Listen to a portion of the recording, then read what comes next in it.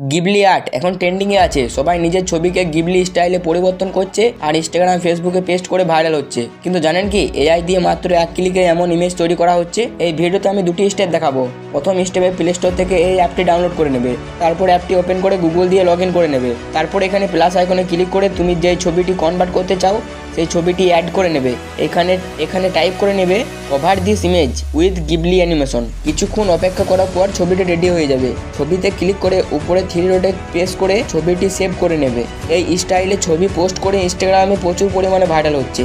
Step 2, chat জিপিটিতে এসে আগের একটাতে যেইভাবে ছবি সিলেক্ট করে পূরণ দিয়ে ক্রিয়েট করলাম ঠিক একইভাবে করে নেবে। কিন্তু যদি কোনো প্রবলেম হয় তাহলে এখানে চ্যাট জিপিটিকে বলবে আমাকে এই ছবিটির গিবলি স্টাইলে এআই পূরণ দাও।